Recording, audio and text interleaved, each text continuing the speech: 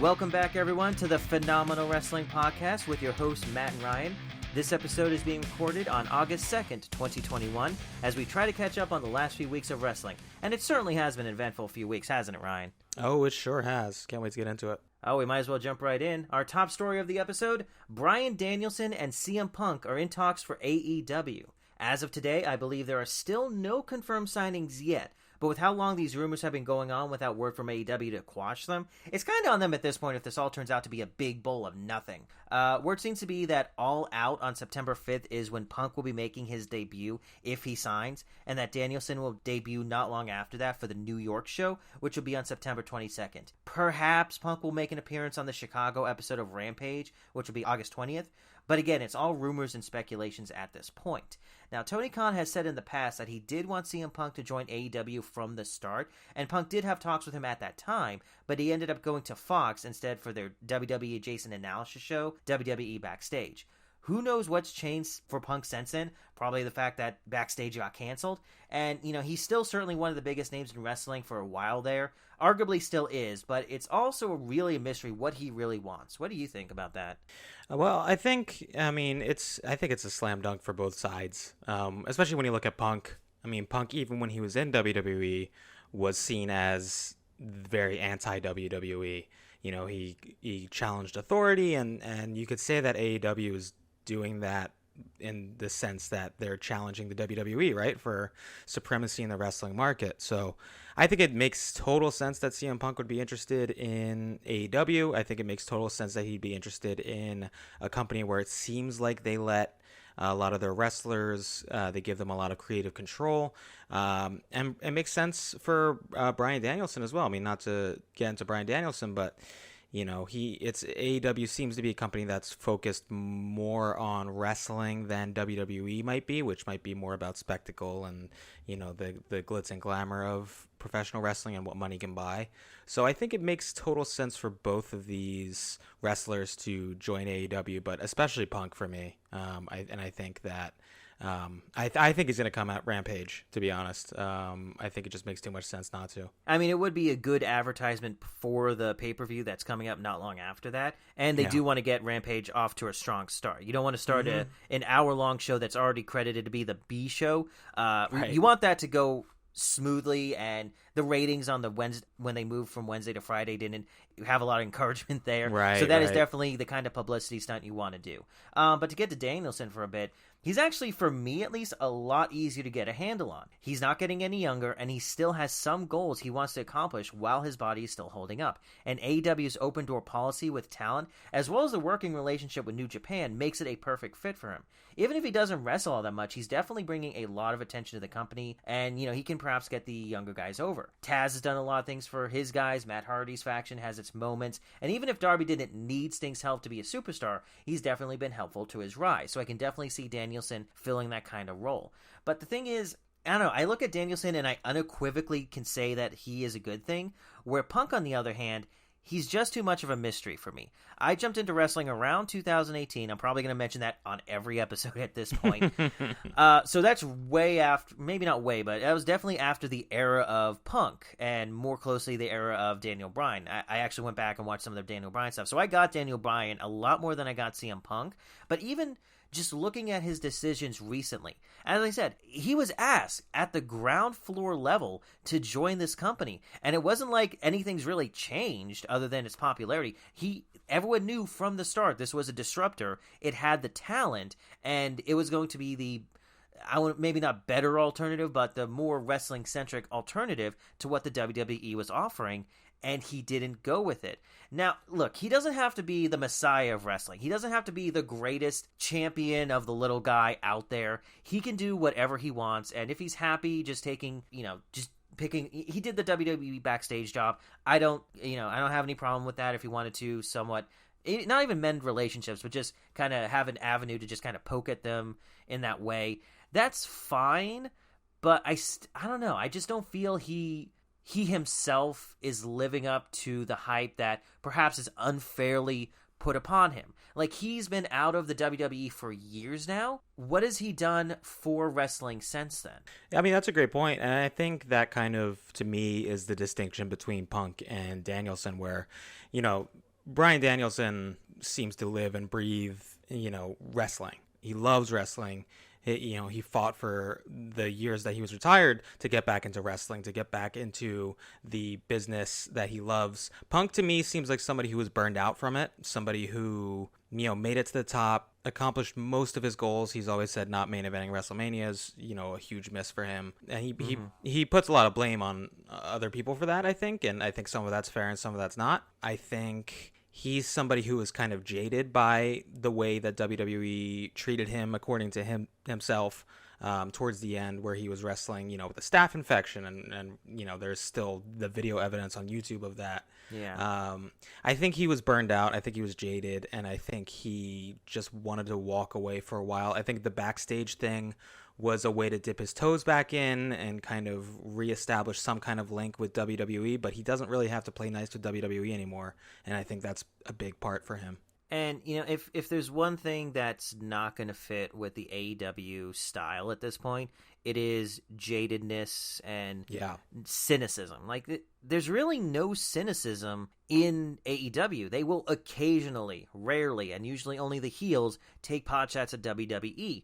Yeah. I don't want Punk to go in there and just spend all of his time ranting and raving about WWE. And I don't know if he's going to do that, but that's kind of the vibe that I get from the guy. So my only thing is like proportion your expectations. I don't think he's going to change the world or be a seismic shift in AEW's trajectory. They're too strong for that to really be in effect. And honestly, Danielson himself, he's going to be big and he's going to have an impact, but he's not going to make AEW. AEW is already made. So I'm interested in these signings, definitely. Like, I want to see what they do if they get in there, but I'm probably proportion your expectations. That's the best I can really say about it. Yeah, I think that's fair. Yeah, and I think it's funny. I think a lot of maybe anti-WWE sentiment, which, I think maybe some AEW fans, not all AEW fans, might feel. I think maybe a lot of that was stoked by CM Punk, back in the day, back in 2011, 2012, when he was at his hottest. So it would be kind of full circle to see CM Punk, debut in a company that really was started not solely to throw WWE off its perch, but definitely, wouldn't mind that. Is it going to be coming full circle, or will it be Ouroboros coming after its own tail? I hope that's the right metaphor. I hope I got that right. I'll take your word for it. I have no idea. What, the serpent that eats its own tail? Oh, there you go. Okay, sure. Yeah, I think that's called an Ouroboros. Whatever. Anyway, sure. So best of luck to them, whatever they decide to do. And whatever happens at AEW, best of luck. Hope everything works out just fine. But from there, we're going to go ahead and move on to Money in the Bank. This was on July 18th, 2021. And you saw this, right? You saw it in its entirety? Yes. I did. So I'd be happy to walk us through it. The pre-match show was the Usos defeating Rey Mysterio and Dominic Mysterio to win the SmackDown Tag Team Championships. And actually, there was a promo in the middle of the show with Roman Reigns congratulating his cousins, the Usos, on, I don't know how many wins this is for them in terms of the title, but they've held it quite a few times. So they're back on top after a brief reign by Rey Mysterio and Dominic Mysterio. But the first match of the main show, Real quick, I do want to point something out for. This is the only thing. It was a good match. The only thing that kind of stuck out to me about the Mysterio thing is Dominic could use some facial hair or something because he has a bad case of baby face. Being a good guy in wrestling, his face literally looks like that of a baby. Yes. And and standing next to his much shorter father, it's an interesting combination. For sure. He seemed fine in the ring, as a guy who's been doing this at least on TV for about a year now. He seemed to be just fine, and I hope he finds his niche there. Just grow a mustache or something. Yeah, a little like a soul patch or something. I don't know. But he's 24 and 6'1" and definitely has a baby face. So definitely an interesting combo there. Look at me making fun of his face. I'm 29 and not 6'1". I have any point to say on that. Listen. So we've got the first match of the main show was the Money in the Bank ladder match for a match contract for the women's championship. We had Alexa Bliss versus Asuka versus Liv Morgan, Naomi, Natalya, Tamina, Zelina Vega, and Nikki Ash. And we've talked about Nikki Ash on this show.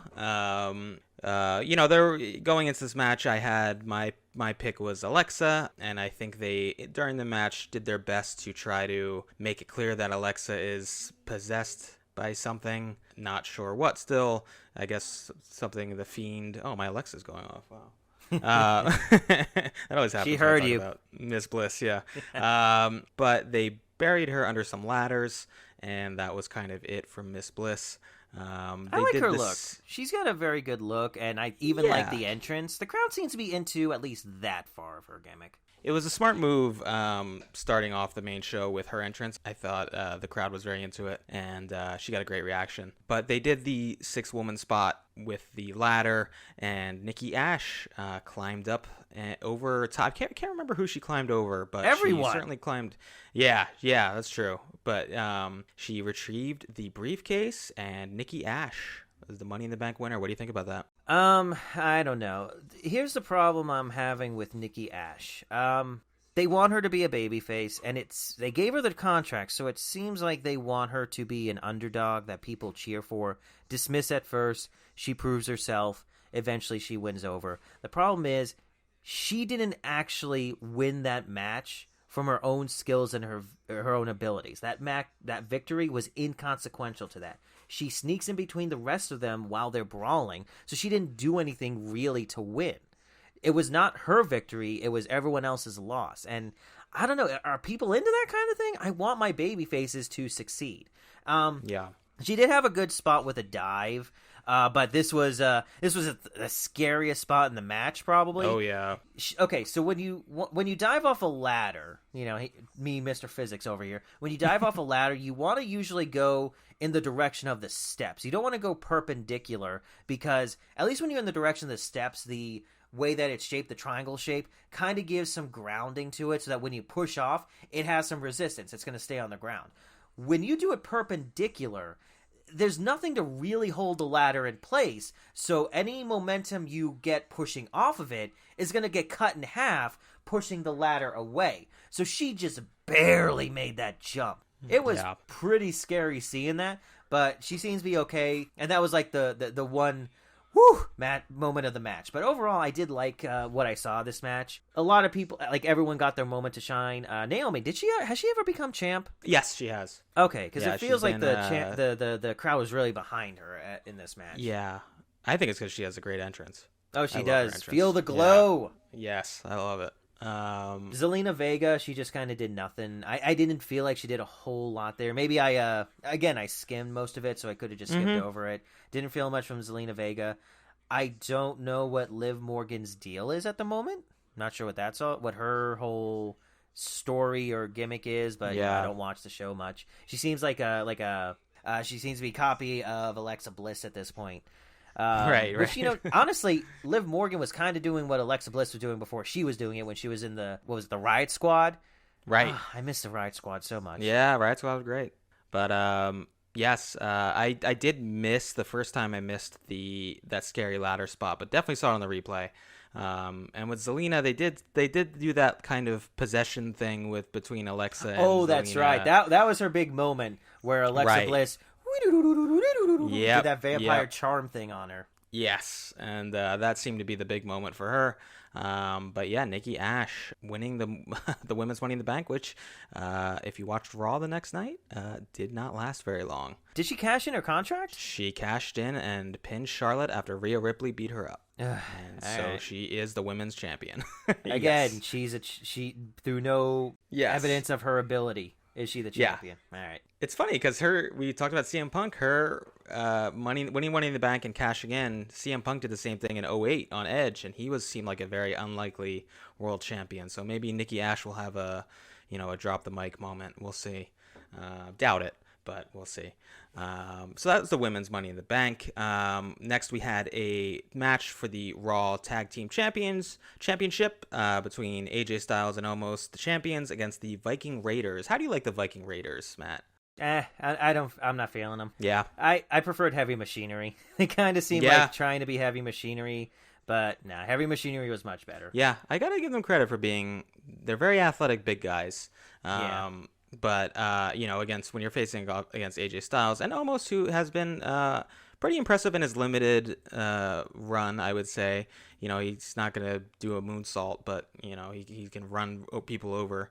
And they do have a very entertaining, at least in my opinion, big guy, little guy dynamic where AJ kind of jumps off the shoulders of Omos to do a phenomenal forearm. I do like that. And they end up retaining. Did you see this one, Matt? Yeah, and let me kind of get into that a bit more. So this is the first time I've seen Omos as a wrestler. He looked fine. He looked, there are definitely big guys that are worse than him. But what's weird to me about it is, why is AJ Styles tagging with a guy who seems to be just there as a gimmick? Shouldn't he be with a more technical partner, someone who complements his skills? It just seems like a weird combination to take a guy who is renowned for his in-ring ability and skill and attach him to someone who is not. You know what I mean? Yeah, but I can also see it as, filling in the gaps where he is weak. AJ Styles isn't a powerhouse. So I see it as like a Rey Mysterio Batista thing where they were a tag team in like '06, I want to say. Oh, were they? Obviously, yeah, and they won the tag team titles. Obviously Batista, I think, was older when he debuted and maybe was a little more experienced.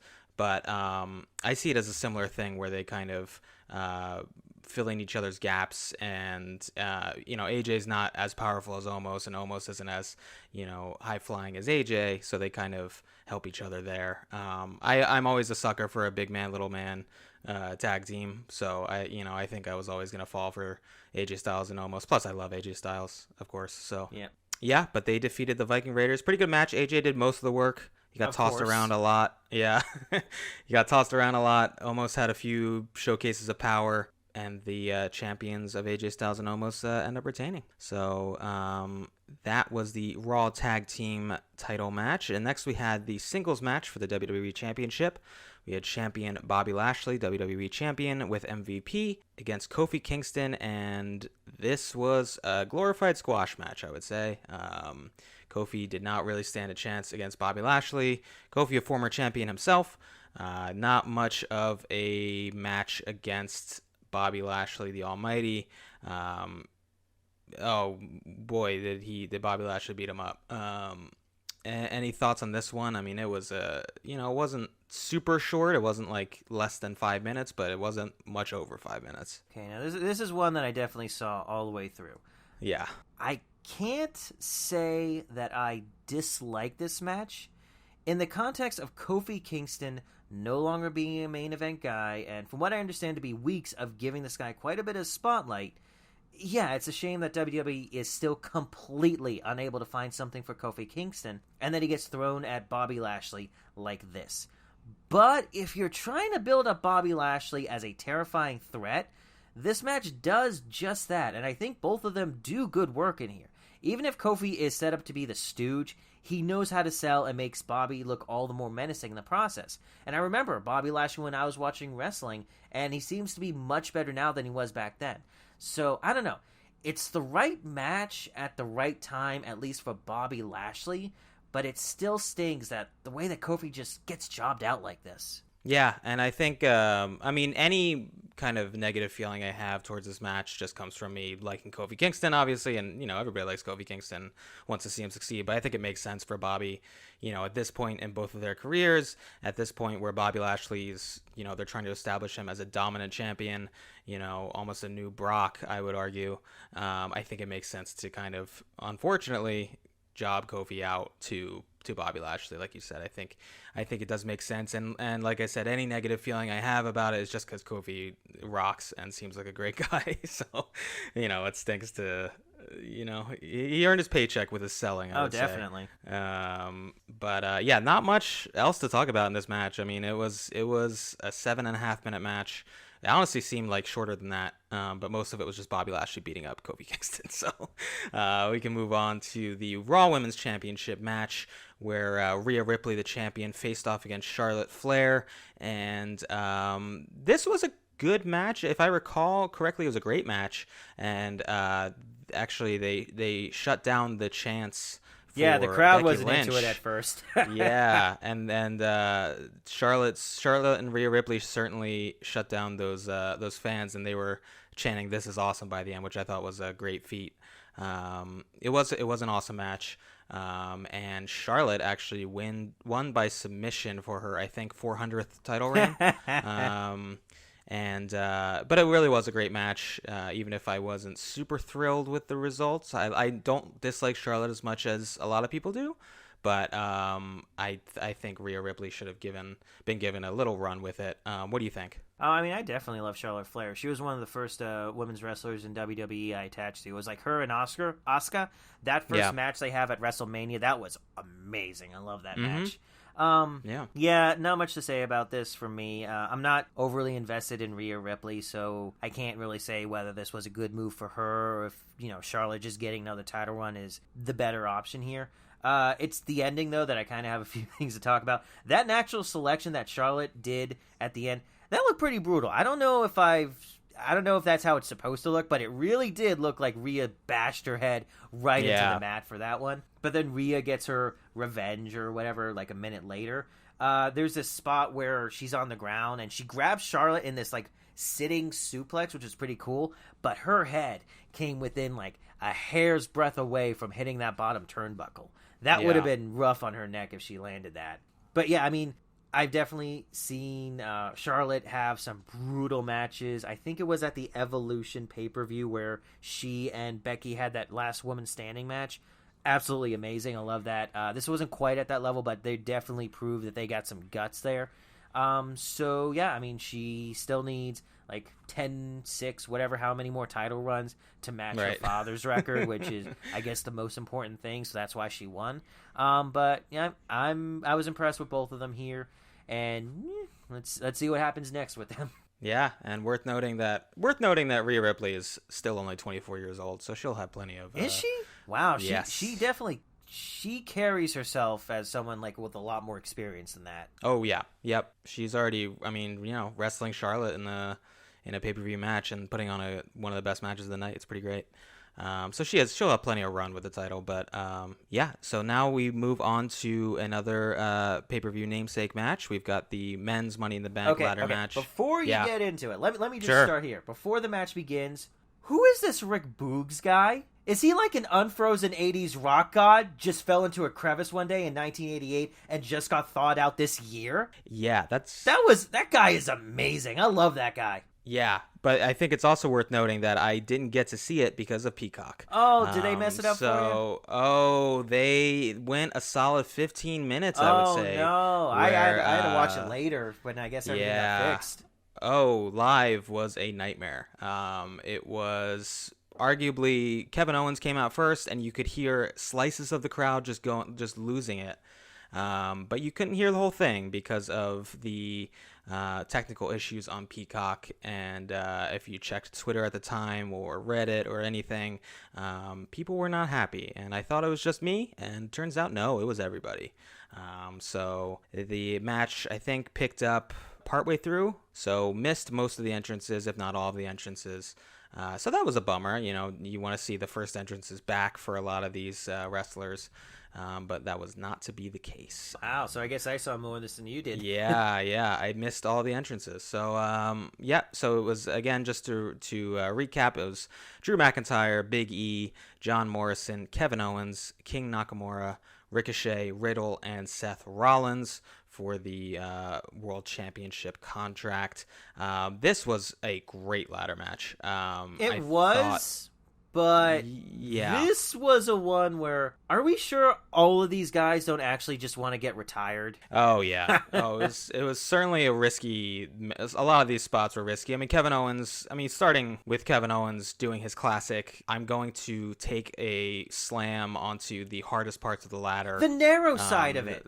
At least with the wide side, ladders aren't the most forgiving things in the world, but at least the wide side is a little bit. You go on that narrow side, that's like solid, immovable object right there. Yes, yeah, pretty brutal. I would say Ricochet carried this match. Ricochet had some amazing spots. Well, he was carried over here and carried over there and thrown over here. Yeah, and so just some of his spots off the ropes were just unbelievable. I mean, he really is on another level in these types of high-flying matches. But I thought the psychology was great for pretty much everyone. I thought Drew McIntyre, wanting his last shot, you could say, and Jinder Mahal and Co. He got his head shaved. I miss his old hair. I like his old hair better. I did too. Yeah. Seth Rollins being the kind of architect and always having a plan for something and that backfiring. So I thought each person had their own kind of and that kind of story, and that's exactly what you want. And what'd you think about the winner of the match, Big E? Oh, I love Big E. He has the physique of an old school He-Man character, and it is amazing. I love everything about Big E. He's big, he's bulky. He's not too tall, though, so he doesn't tower over everyone, so he can still kind of be an underdog. He's humorous. I love his, he's got looks, and it's always funny to watch him be sassy and whatnot. Yeah, oh, absolutely. They needed to pull the trigger on this guy in 2020. Is it too late now for it to work, or do you think he can still make it work? I think he can still make it work. I mean, I think when you're as charismatic and fun to watch, he just has to stop doing that dive, that headfirst dive that he does. It just drives me nuts.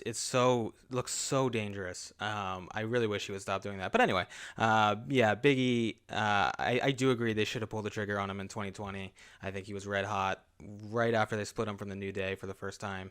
But, is wrestling a better late than never entertainment form? I don't know. I guess we'll find out. But I'm very happy for Big E. I want everybody in the New Day to do great things. I want Xavier Woods to win King of the Ring or something. I want them all to accomplish great things. So I'm very happy for Big E, and he looks very excited to win. And so that was the men's. Before we move on, I took the time to write these down. So let's go back and just go over all the ridiculous, horrible spots that were in here that people had to go through. We already talked about Kevin Owens taking the bump on the narrow side of the ladder. There's a spot. This actually wasn't too bad a spot, but it might be the biggest flub in the match. Drew is lying flat on a ladder, and Morrison goes on the top rope to land a big splash on him, but he misses, and yet Drew sells it anyway. So Drew didn't have to take that bad of a bump, but Morrison did have to go splat there. That wasn't probably fun. Didn't get all of it. There's this. Oh my god. Oh, okay. There's this one spot where Drew has Ricochet's legs around his neck, and Ricochet is draped over his back like a preppy guy wearing a sweater.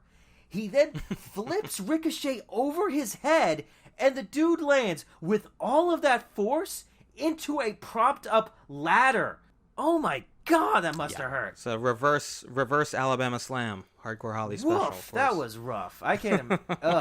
He did have that cool spot later where he's reaching for the ladder and Riddle pushes it over. He just jumps on the ropes and jumps into the people.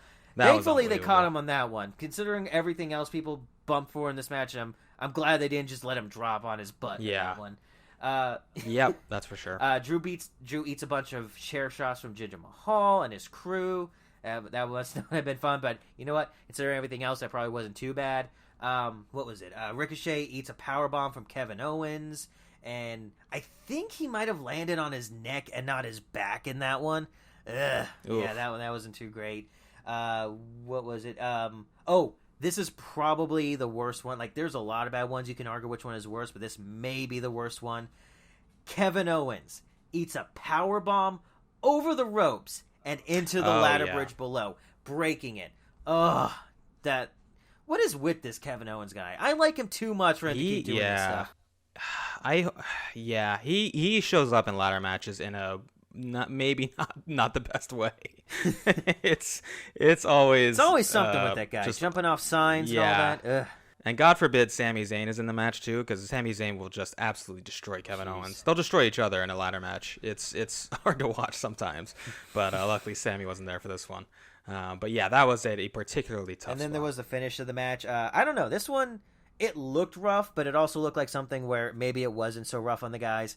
Seth is climbing up the ladder, but Big E catches up and lands a big ending on him, which to me it kind of looks like an RKO where they're both they both fall from the top of this ladder onto the mat. They land flat. They're on their backs, so no neck or anything like that. But that was a pretty big fall for that one. Yeah, and if I had to take a move off the ladder, I might pick landing on Big E's huge arm as the move I would take. There are a lot of scenarios where I would like to be in Big E's big arms. Yes, I think that's a shared sentiment by many, including myself. But yeah, Big E, a lot of hellacious spots, but Big E comes out on top, and good for Big E. And finally, we're at the main event. Universal Champion Roman Reigns with Paul Heyman against Edge. This match lasted 33 minutes and 10 seconds. I thought they pulled out all the stops. I thought they had a good match, and slightly overshadowed by what happened after. We'll talk about that. But did you see this match? What did you think of it? Yeah, I saw it. It didn't. It was fine, but I didn't have much to say on it. Mm-hmm. Okay, there was at one point where an announcer said the word strategery. Just want to make sure that's clear. Okay. That was probably the thing that caught my attention most here. I don't know. There's something about it where it's just go back and forth, back and forth, back and forth. And I don't know. Maybe I'm not the right person to be watching this match. I haven't been following the Roman Reigns and Edge storyline all that closely. Edge was before my time, so I only kind of know him in clips. And there's some fun spots. I like this one spot with Roman Reigns where he's got Edge in, what was it, the triangle hold or something like that. But what was great about it is that Roman Reigns just starts browbeating him in the middle of it. I'll hold this guy down all night long. That was fun. Yep. You all better get sandwiches because blood sugar's going to drop before I'm done with him. And that was fun. Yeah. And what was the other thing? Oh, yeah, there was this one woman in the crowd. Roman Reigns is going for a chair, and this one woman in the front row says, "We love you, Roman." Now, personally, I thought she said, "We love your mullet," but consensus seems to be, "We love you, Roman." And Roman stares at this woman, and she visibly recoils, which I guess that's a good thing when you're going for a heel character, but she was scared for a minute there. Yep. I know we're doing this show later, so it's kind of hard to remember specific spots, but this is a match that did kind of feel its length at points, and there was some interference. I think Seth Rollins at one point came out and kicked Edge in the head for, I think, costing him the title match or something. I can't remember.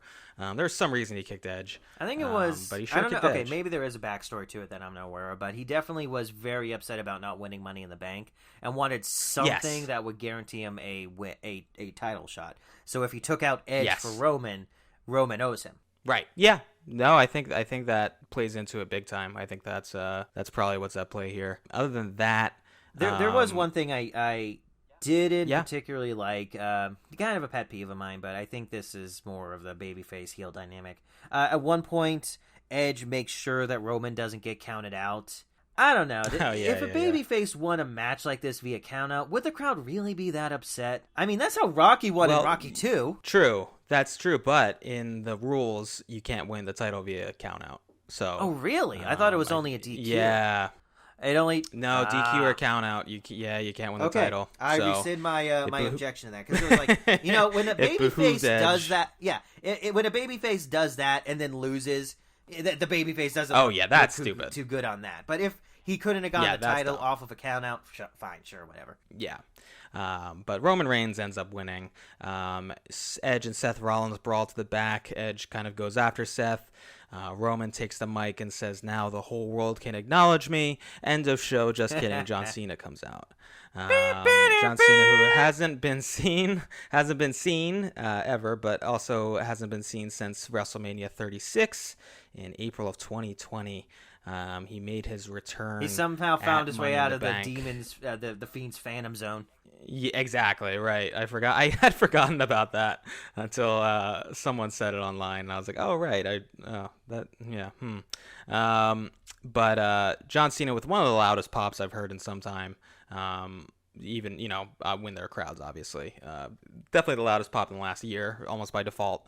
But yeah, John Cena is back. It's, by all intents and purposes, looks like it will be Reigns Cena at SummerSlam for the Universal Championship, and that's a SummerSlam worthy match, I would say, especially with their shared history of John Cena being the man and Roman Reigns wanting to be the man. What do you make of Cena's return? 2 minutes for the entrance, only 20 seconds for a stare down. So I think this was more for the crowd's benefit than setting up Roman's match. Definitely. Yeah, he did his running back and forth in the ropes and throwing his hat in the crowd and doing the "you can't see me" to Roman. I went nuts for his return. I've always liked Cena. He's never been my favorite, but I've always at least respected. I think he's a better wrestler than people give him credit for. I think it does depend a little bit on his opponents, but he can pull it out when need be. So I'm excited for John Cena. I love John Cena. And I'm excited for SummerSlam, and it looks like we're getting Edge Rollins as well. So I'm excited for the future of the WWE for the next month at least. And that's as far as we can look ahead. Things play out. Yeah, truly. So that was Money in the Bank. I thought it was a good show overall. Definitely. I mean, I'm not big into WWE at the moment, so a lot of it kind of went over my head a bit. But as far as the matches, there was some good stuff in there. Even the ones that I had some complaints about, like the women's Money in the Bank. there was some good spots in there. The men's Money in the Bank, despite everyone almost dying, that was a lot of fun. Rick Boogs, he's just a bright spot in my life now. Right. And right. I like Cena as well. I like him as an actor. I cannot wait for Suicide Squad. That's coming out in a week. That's right. But yeah, I don't know. Cena was kind of, I don't want to say joke, but he was not the biggest guy. He was the biggest guy, but what has changed that made him from 50% boo and 50% cheer to 99% cheer at this point? Absence makes the heart grow fonder, I guess. I think. Yeah, I think it's just he's John Cena. I mean, for a lot of people, he was their Austin or The Rock, honestly. I mean, I know growing up for me, he was the biggest guy for like 10 years. So, and I've always liked his entrance. He's got a great entrance. Yeah. Oh, for sure. And yeah, just something about when his music hits and you're like, wow, that reminds me of my childhood. And I was watching with two friends and, I lost it when he came out. So it was a really cool moment for me at least. And I'm excited. I think they'll have a great match at SummerSlam if that's the direction they do go, which I hope they do, because that would be wild if they don't. Mm-hmm. And eventually, I mean, this is all going to eventually build to Roman Reigns and The Rock, right? So he's got to beat Cena on the way up there. Right. Yeah. They got to make him the greatest. So, yeah, I think. How are you feeling about Roman's whole deal the last few months, his heel character and all that, him being so dominant? I like it a lot. I think it's an actual character as opposed to what they were trying to do in like 2015 or 16, which is ironically what they were trying to do with Cena around like 07, 08. They try to stack the cards against this babyface, make it like authority versus babyface. And both times the crowd wasn't into it. Both times they let WWE know about it in terms of reactions. But it seems like they finally learned their lesson and they just pulled the trigger on Roman Reigns being a heel. And I think he's been doing a great job with it. I think the addition of Heyman kind of being his spokesperson, but also slightly scared of him, I think is a great touch. And I think he's been putting on some good matches. Even if he's not the best technical wrestler in the world, I think he's a character, and I think that's important for what WWE needs right now. Although I think they are leaning too hard on him right now and kind of letting a lot of talent slip through the cracks, as we'll talk about in a future episode. Who would you be pushing right now? That's a great question. I mean, I always love Kevin Owens. I always love Sami Zayn. I mean, the champions make sense to me right now in terms of Bobby Lashley on Raw and Roman Reigns on SmackDown. I mean, if you look at the roster, I think the one person I would push more is AJ Styles, but it's hard to say that he's not being pushed. He's the tag team champion, so. Yeah, but what do the tag teams even mean at WWE? That's true, but I think if there's a way to get them back, having AJ in the division is a good way of doing it. So that's a good question. I'd have to take a look at like the whole roster and kind of do like my own fan GMing. I'd have to do AEW general manager game or whatever. But I don't know. How about you? Do you have any names that pop out to you? Well, just real quick to go back to the AJ Styles thing. Do you think almost as he is now elevates the title? No, but I think the title elevates him. Okay. And I think it's a good way of giving him some rub, and giving him, having him be, it puts something in his trophy cabinet so you can point to it and be like, okay, this guy has won something at least in his first year in the WWE, which not a lot of people can do. As for me, Rick Boogs. That's it. Rick Boogs. Rick Boogs. Double champ. Universal and WWE champ. Double champ. Double champ! That's right. Have they done a... Okay, is he an actual wrestler? He's got the physique, but I don't know if he's actually in a match. I don't know. I don't think I've seen him in a match. Maybe he's had like a few run-ins or something, but I haven't actually seen him in a match. So if anybody has, let us know. This probably wouldn't be as good as I would want it to be, but him versus Elias. Make that feud. Oh, yeah, for sure. I would get confused too, to be honest. They look very similar. Yeah. But, yeah, so that was Money in the Bank. All right, so from there, we're going to go ahead and move on to AEW Dynamite from July 21st, 2021. We start off with Chris Jericho versus Shawn Spears in the first labor of Jericho. In this match, Shawn Spears can use a chair, but Chris Jericho cannot, and MJF is on commentary. Now, the idea of having Jericho face 4 opponents in wacky stipulation matches before getting a crack at the biggest snot-nosed heel at the company is the kind of booking I like to see, and is also exactly what you want to do if you're looking for something other than a title chase to get fans invested. And we're certainly starting things off well with MJF on commentary, and Shawn Spears coming out with a personalized chair that he uses to menace Jericho with. That was awesome. I kind of want to see if I can get one of those. I bet you can.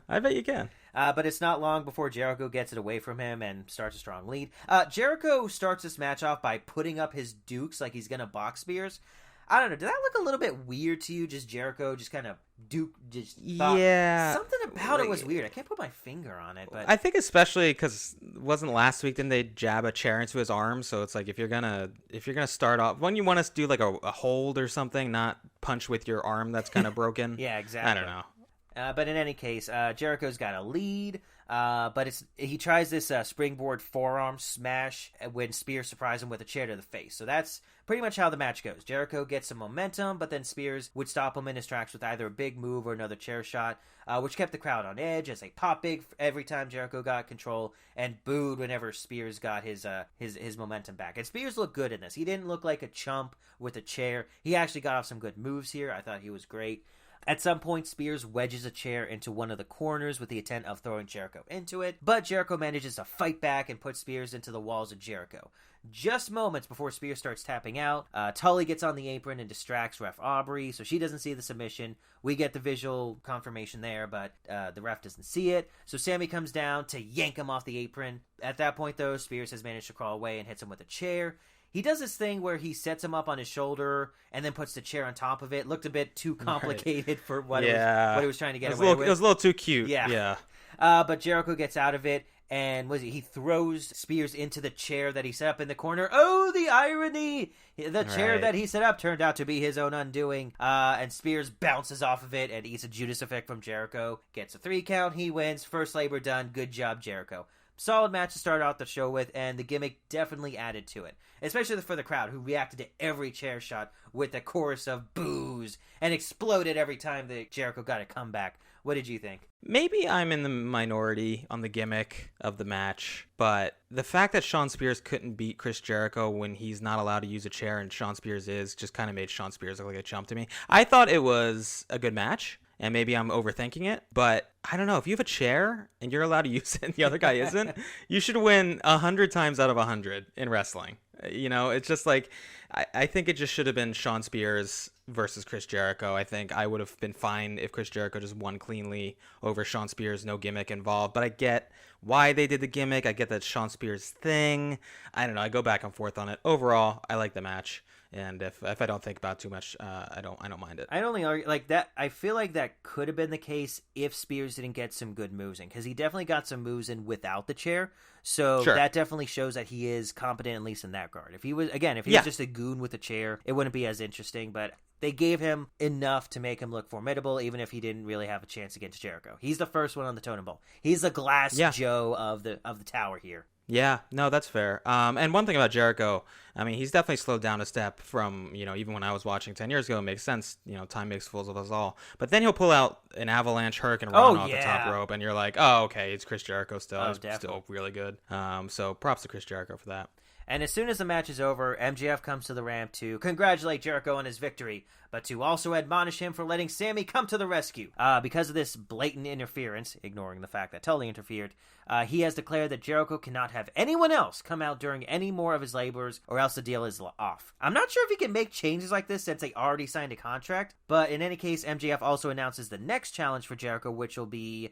a no DQ match against none other than Nick Gage. Now, for those of you who don't know, like me, he is a top star of the independent wrestling scene and is perhaps most known for the hardcore style, which on at least one occasion nearly killed him in the middle of a match. Yeah. I don't know. What do you know about Nick Gage? I know Nick Gage as the best technical wrestler in the world. No, Nick Gage cuts people with a pizza cutter. And light tubes, and he actually just very recently had a hellacious match against Matt Cardona, the former Zack Ryder, for I think the GCW championship. Let me just look that up. But it was Zack Ryder, or the former Zack Ryder, Matt Cardona, right? Matt Cardona, yeah, doing a heck of a match, really quite bloody. But I think that was after this match, or maybe it was slightly before. But Nick Gage is a guy who hits people with light tubes and cuts people with a pizza cutter. I didn't know about him until about 3 weeks ago, but he's certainly unique, and even in a death match world. Yeah. So definitely something to look forward to as the second labor of Jericho. And we get an interview from Jericho later in the show where I guess Nick Gage is going to be facing Clown Jericho, the Painmaker. Yes. The Painmaker terrorized New Japan for months, maybe a few years, where I think he put on the Painmaker persona when he was facing the Rainmaker Okada. Ah, okay. Yeah, so that's where that name comes from. But he also took on Naito and I think Tanahashi with the Painmaker persona. So it's definitely, he looks a little bit silly at times, especially when he does that scream with no audible noise coming from his mouth. Which always freaks me out, but it's one of the unique pivots that Jericho's capable of, so I allow it. Okay, well, I mean, he's had like 10 different characters, yeah, so why exactly. not pull one out every once in a while? Yeah. After that, we have Doc Gallows versus Frankie Kazarian. Okay, the Elite Hunter storyline with Frankie Kazarian has been a very solid running thread in the background of a lot of different stories, and eventually I was hoping that it would build to something huge, perhaps even a pay-per-view match or a title shot at some point. Instead, something happened on one of the dark shows where Gallows attacked Kazarian, and now we're blowing it off here. I mean, I guess they could keep it going after this, but despite the match being, perfectly fine with some good work from both of them, it feels like Kazarian is being written off with what happened at the end of it. Frankie is fighting with all his heart and manages to maintain a solid advantage despite Gallows' enormous size proving to be a formidable hurdle. And with the help of Carl Anderson, Frankie gets distracted, eats a big boot to the face, which Gallows follows out with a sit-out powerbomb to get the win. I think he's got an actual name for it, but I saw it as a sit-out powerbomb. And then after that, you got Callis and Omega coming out to show him what happens when you mess with the Elite. But right before Omega bashes him over the face with his title belt, he's interrupted by the Hangman, who saunters over to the ring with a drink in hand. Now, if I was Kazarian, I would be wondering why he wasn't running to make the save, considering how close he was getting to seriously injured there. But then again, the dude completely disappears at this point, never to be seen again, as the focus shifts to the Hangman. So what, this is how the Elite Hunter story ends? Despite making the save for numerous people, not one of them was willing to watch his back during this match? Not even afterwards when he was getting a mud hole stomped into him? Now look, I really like the Hangman Adam Page storyline they're doing right now. It is fantastic. But I didn't want it to come at the expense of Frankie Kazarian. He's been a fantastic thorn in the Elite side since the Bucks defeated him and Daniel several months ago. And even if this isn't the end of the Elite Hunter, it definitely feels like a lot of wind has been taken out of his sails. And I'm not sure where you go with him now. Yeah, you nailed it. I mean, I don't know if this is the end of the Elite Hunter thing. Then what a lousy ending. I mean, like losing to Gallows. Yeah, losing to Gallows, and no disrespect to Gallows, but I would argue he's the weakest member of the Elite. I just like, what do you do with Kazarian? I mean, do you have him off TV for a few weeks?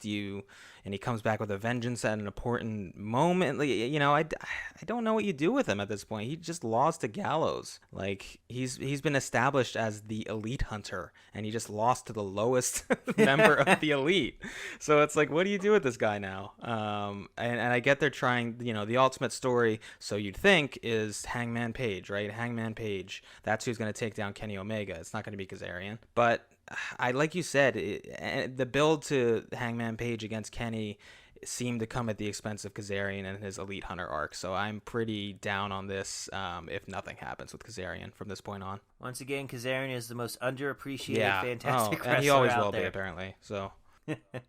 Well, in any case, Don Callis starts heckling the Hangman, who remains unfazed and just starts throwing punches at everyone in sight.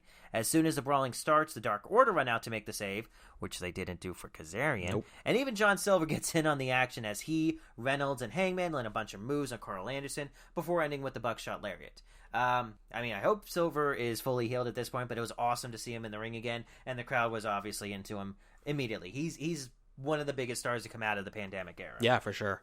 I love the Hangman Page, and the Dark Order thing is one of my favorite ongoing storylines. And it makes sense that he would go after the Elite, try to go after by himself. Makes sense that the Dark Order would come out. Maybe in the back of his mind, he knew the Dark Order would come out, so there's a little bit of storytelling there.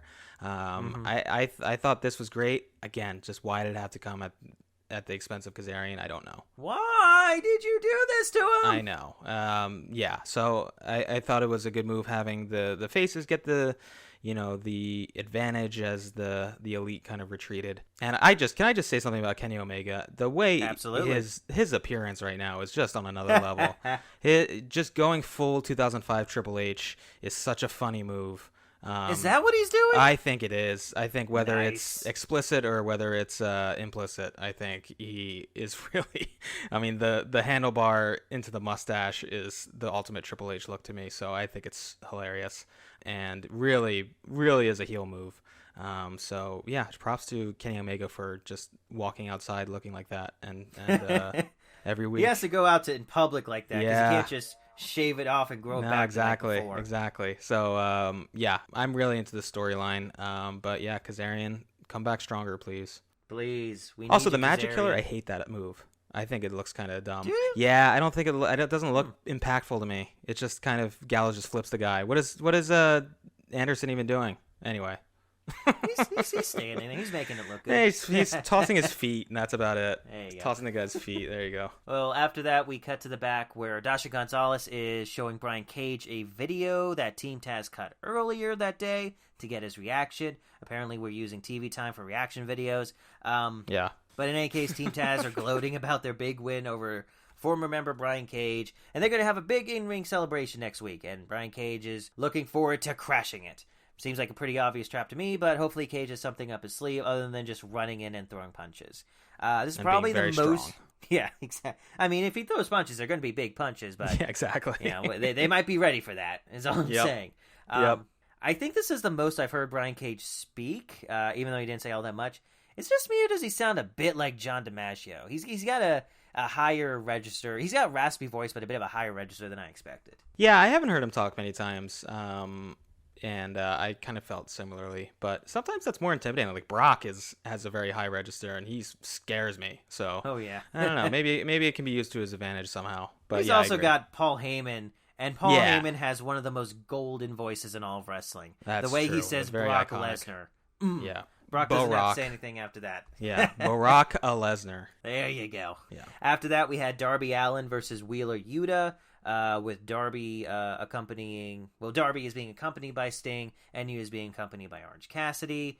Kind of similar to what we saw in the Kazarian match. It's everything that happens outside of the in-ring action that ultimately matters here. Though at least here, it's not undercutting a long-term storyline.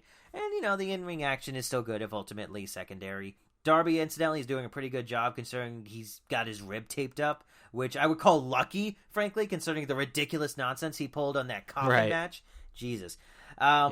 Wheeler does his best to work over his midsection, and he does a decent job of keeping Darby grounded. But, who even cares about that? They do a good job in the ring. That's fine. What matters is that Orange Cassidy and Sting have a confrontation outside the ring where Darby starts throwing the lousy kicks. Sting starts throwing the lousy kicks back at him. So, what's happening there? That was fun to see. The crowd popped for that.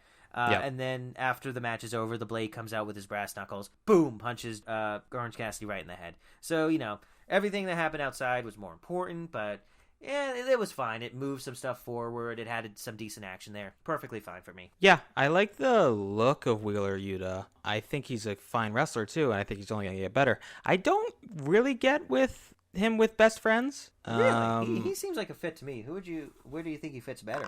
I don't know where he fits better, but I maybe I haven't seen, maybe I've missed a vignette or something, but I don't know. I think he's going to do great, and I think he's got a bright future. And maybe he will kind of start to vibe with Best Friends for me. But yeah, I mean, like you said, I think the outside the ring is where the real action happened when Sting and Orange Cassidy. Who would have thought a year ago you would be saying that? But love that. That was fun. Crowd loved it. And yeah, they advanced the Orange Cassidy Blade mini storyline that seems to be happening. So all around, good fun. I like the match. Perfectly fine stuff there. And, well, fortunately, the next match did have, all the in-ring stuff did matter, because it's Britt Baker versus Nyla Rose for the AEW Women's title match. The build-up to this match has been so strange that I wasn't sure what to make of this match, and I'm not sure anyone else did either when it started. Everyone was booing Nyla Rose and cheering for Baker, so it seemed like the champ is the babyface, but then Baker is in control for so much of this match that she's getting the heat on Rose, which is a thing the babyface usually don't do. Things do kind of pick up for me when they start focusing more on trading big moves. It gets to some really cool stuff towards the end. What was the stuff that happened? Oh, yeah. Okay, so the key thing that happened in this match was that at some point Baker goes to the belt while Rebel is... Was it Rebel? Reba, not Rebel. Well, Reba, not Rebel is distracting the ref, and she throws the belt to Nyla Rose and flops over, doing the Eddie Guerrero spot. Vicky, seeing this happening in action, grabs the ref and distracts her, so that Nyla Rose throws the belt back at Baker, and when Baker's trying to explain it to the ref, Nyla Rose hits her with the Beast Bomb, right? Yeah, really cool sequence. It is Rebel, by the way. Rebel, not Reba. Okay. Yes. I'm going to get that right one of these days. Rebel, not Reba. It's tough. First name Rebel, last name not Reba. Exactly. So, the crowd popped for that big time. That was good. And, the ending was really good as well. Eventually, Baker gets Nyla Rose into the lockjaw, but Rose doesn't tap out immediately. I think this is the longest that anyone has held off on the lockjaw, because normally it's an immediate tap out, which is why you have to avoid it as best as possible. But Nyla did manage to hold out for 5-10 seconds on it before eventually tapping out. So that was a good spot, and the crowd really loves Baker. So even if it started out kind of choppy, it had a good finish to it. Yeah, I totally agree. I think the match was good. I think that they didn't do themselves any favors with the build-up, because I was kind of confused who was the face and who was the heel. And I think the crowd just likes Britt Baker too much for her to be a heel right now. But that being said, like you said, I think they did a good job of putting Nyla over even in a loss. And I think Britt Baker's great. In my opinion. So yeah, it was a good match. I really liked it. And that lockjaw is, I would hate to be in a lockjaw. That looks awful. I don't know. It's one of the moves where I buy wrestling moves, they're not always realistic and all that. But that's one where it's just bite down. Yeah. That's true. I mean, they have to do something with the teeth, right? So I guess that's a compromise. It's better than having her knock people's teeth out. At least. Yeah, that would be a lot of dense. Well, it'd be good for her business. I mean, she'd get a lot of patience. So yeah, yeah, but good match.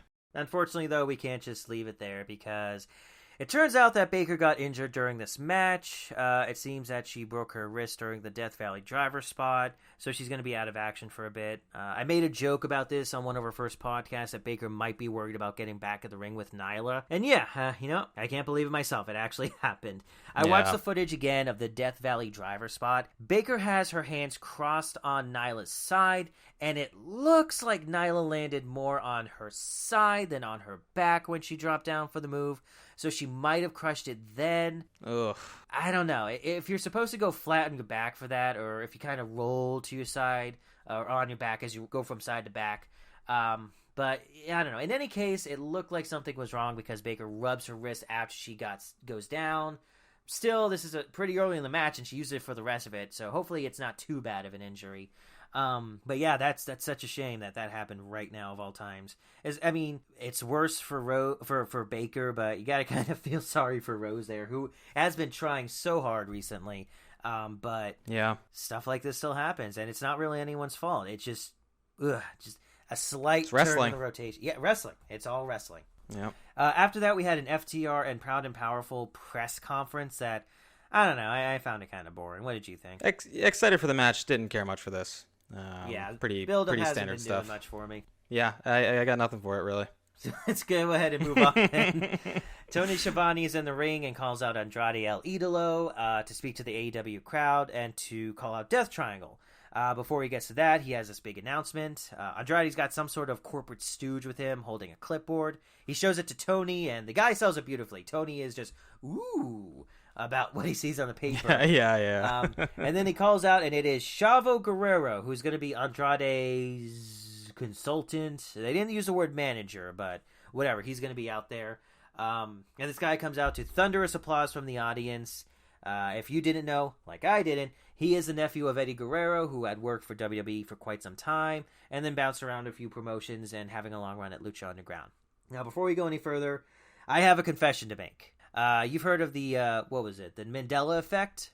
Yeah. I don't know if this counts, but I learned this while I was looking up who Chavo Guerrero was. My entire life, my entire time watching wrestling, even before I watched wrestling, just when I knew who it was, I always thought that Vicky Guerrero was Eddie's sister. And I just now learned that she was his wife. Yeah. I don't know. Something about it just felt like more like a sister thing going on there. Like she was part of the Guerrero family in that sense. So it never really clicked for me that she was his wife at the time. Gotcha. Okay. That's interesting. Yeah. But in any case, so, if you wanted an excuse to not take my opinion on wrestling seriously, there you go.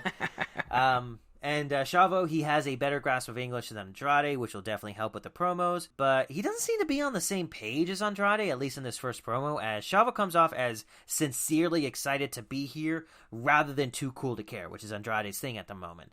I mean, he's supposed to be a heel, being all that too cool stuff. And I'm wondering if Chavo is going to try to be a babyface manager. Because the crowd seems to love him, and there's no reason to turn him right away. But is that going to work with a heel client? I gotta say, first of all, I pop for Chavo. I love Chavo.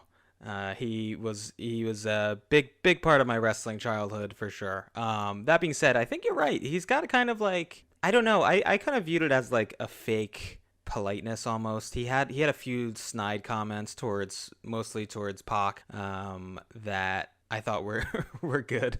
I'm trying to remember one specifically, but basically, I don't know. I get why they brought Chavo in. He's a recognizable name. He's part of the Guerrero family. Andrade himself, is third generation wrestler. So kind of combining two famous Lucha Libre families kind of makes sense to me. That being said, yeah, it didn't seem like they, I'm always interested in the little interactions, the mini interactions between wrestlers during a promo. I think they'll pick up, on each other's kind of nuances and stuff. But I'm excited to see what Chavo does in AEW. I always like when it seems like AEW is good at finding little spots for people who fans recognize. So I'm excited to see what Chavo does with Andrade. And I'm excited it's been made clear on this podcast before, I love Andrade. So I'm excited to see what he does with Death Triangle. And it seems like he's trying to turn Rey Fenix and Pentagon Jr. or not Pentagon Jr. Penta El Zero. So we'll see. Yeah. That's what happens next in the segment.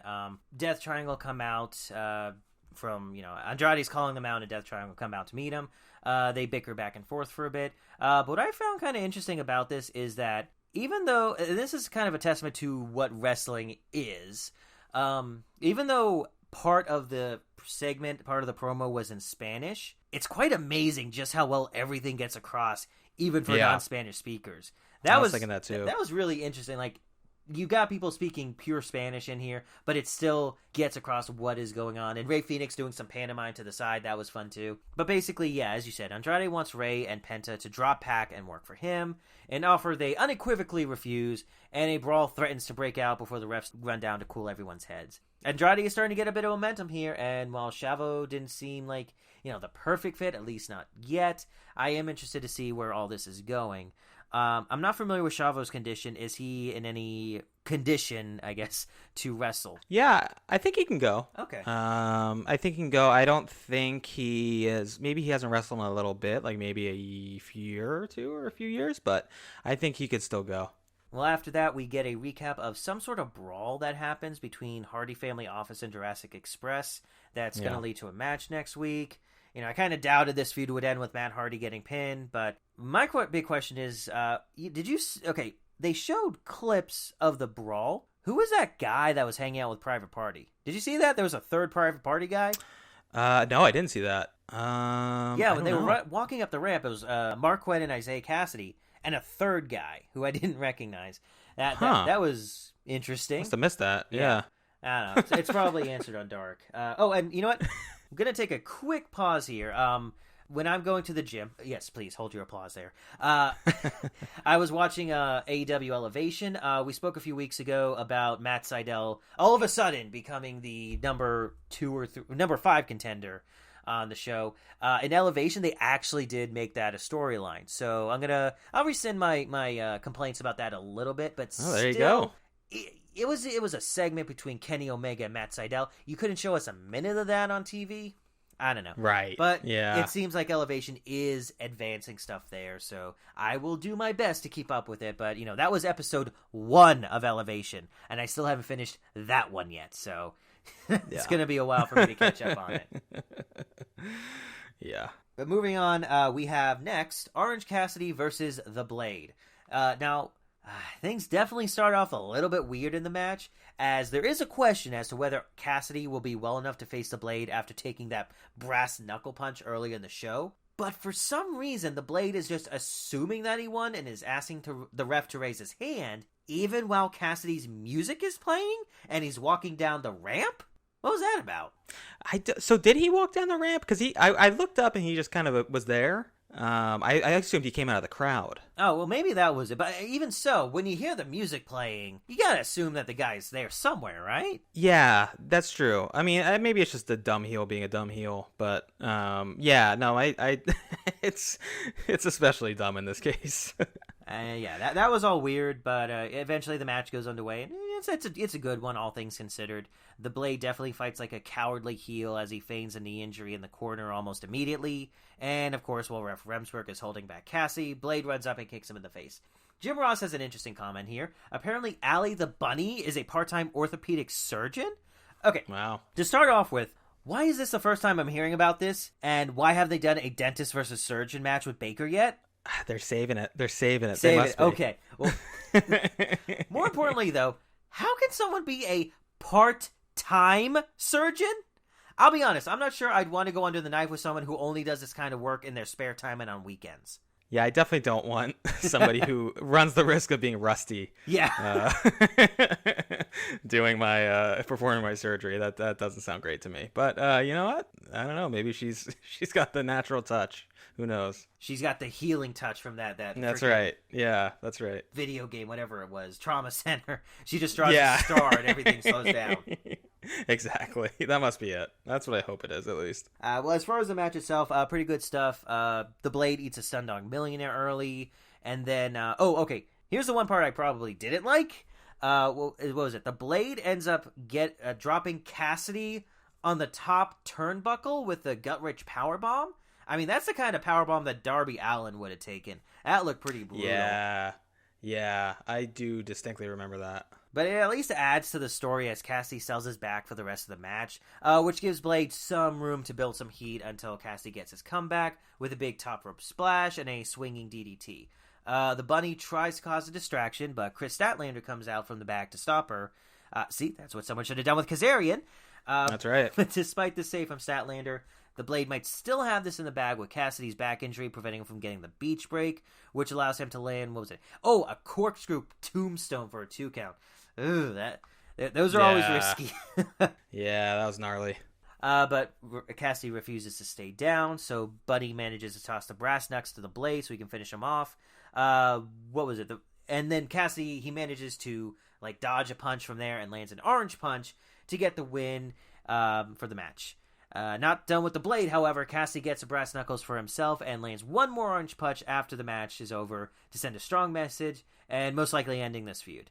Started a bit weird, may not have liked that one spot on the turnbuckle, but this was a very good match and they did a great job of working an injury spot and the crowd still loves Orange Cassidy, so expect more kinds of matches like this going forward. Yeah, I thought it was really good. I think the Blade is pretty underrated. I think he is capable of a lot, and I think it takes someone like Orange Cassidy to kind of bring that out and show people that. So I'm glad this match happened. I'm glad I think the storyline is over. Not that I didn't like it, but I think it was the perfect length for like a mini storyline, kind of an in-between feud. So yeah, I thought it was a fun match. But yeah, that one spot was gnarly. Do we know what's going on with the Butcher? He's hurt, I think. Still? He's been gone for a long time. Yeah, I think he's hurt. I can look it up. I can look that up. But I'm pretty sure he's been hurt for a little bit. Yeah, that sucks. I like that guy. You know, he wasn't the best guy out there. He got gassed pretty easily, but I love that look. So it looks like he suffered a hand injury, but he's expected back soon. Okay. So keep an eye out. And after that, we have our main event, Jon Moxley versus Lance Archer in a Texas death match for the IWGP US title. You can only win by knockout or submission. Wait, is that it? Yeah. Knockout or submission. Okay, I'm gonna put a pin in that because I want to bring that up later in a bit. But in any case, Lance Archer is accompanied to the ring by Jake Roberts. Eddie Kingston nowhere to be seen. So kind of an auspicious sign right off the bat. Right. I wasn't the kindest person in the world to the Moxley-Anderson match from last week, and thankfully those criticisms feel somewhat validated because this match is much better and more in line of what I wanted to see from Jon Moxley. Not just the overabundance of violence, weapon spots, and bloody faces, but because he's got a lot more energy and personality here, and that shines through the gruesomeness of it all, even when there's plenty of gruesomeness to go around. Yeah, I thought this was a lot of fun. Not for the wrestlers probably, but for me. I thought, Lance Archer is somebody who's really turned a corner for me in terms of just somebody I really enjoy now. We've talked about Lance Archer. He's the former Lance Hoyt, though, is what I remember him as back in the TNA days. Wasn't he also on ECW for a bit, like that new ECW? He might have been. There were so many people on that ECW reincarnation that it's hard to keep track. But yeah, he might have been, but he really has had kind of a late career renaissance, which has been great to watch. And one of the best nicknames ever in the Murder Hawk Monster. Is great. What does that even mean? I have no idea. I assume his hairstyle is the Murder Hawk, right? The Murder Hawk. Okay, I got it. Yeah. That's what I assume that's in reference to. But he is so talented. Doing the backflip old school kind of thing is such a wild move. But yeah, they really, Moxley biting Lance Archer is great. I'm always a fan of that. I'm never really a fan of when wrestlers go into the crowd if you're not there. Mm-hmm. That spot always falls flat for me, but I get why people like it. This time he picked up a fan and threw him at Jon Moxley. Oh, that's great. When it's Lance Archer, yeah. it apparently works because he will use plants as props, which is pretty fun. Do we know who the plant was? Was he someone? I don't. He had a lot of he had like sleeve tattoos, so I wonder if anybody was able to identify him through that, but I'm guessing a local talent. But yeah, I thought this was a lot of fun. I thought I like the little kind of touches between Jake the Snake and Lance Archer, like when Moxley was about to attempt a dive through the ropes and Jake Roberts kind of kept hitting the steps to alert Archer that was happening, and then Archer hit him with a big boot or something. I thought that was really cool. It just adds to the kind of subtle psychology of their partnership.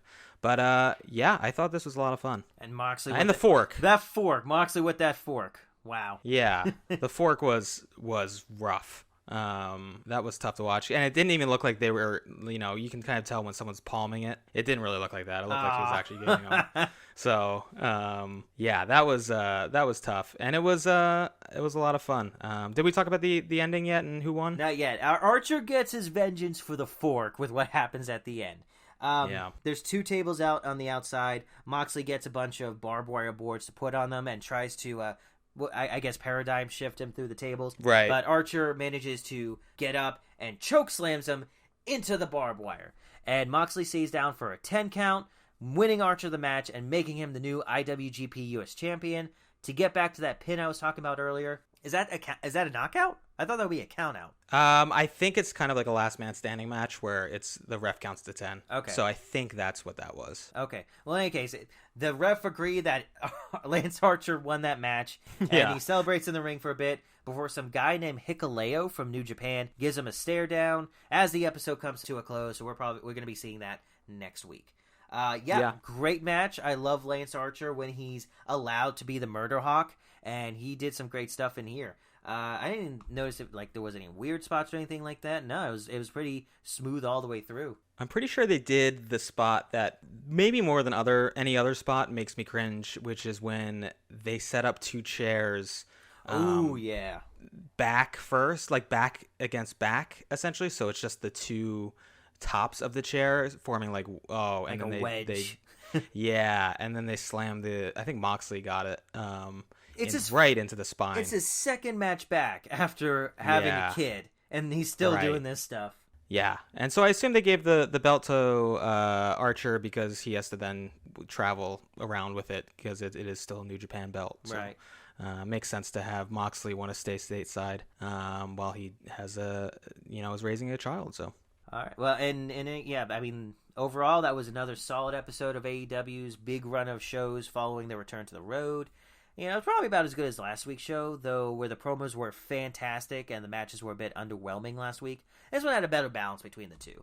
Not reaching the high bar set for the promos, but faring better in the matches themselves. So, there's some really exciting things happening in AEW in the near future. We talked about it on the news segment. We talked about it here. So, even with Money in the Bank being a really good show, it still feels like a good show in isolation. But that's also coming from someone who just doesn't keep up with WWE all that much.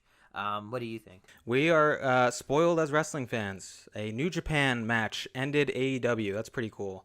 And John Cena is back in the main event, and people actually like it this time.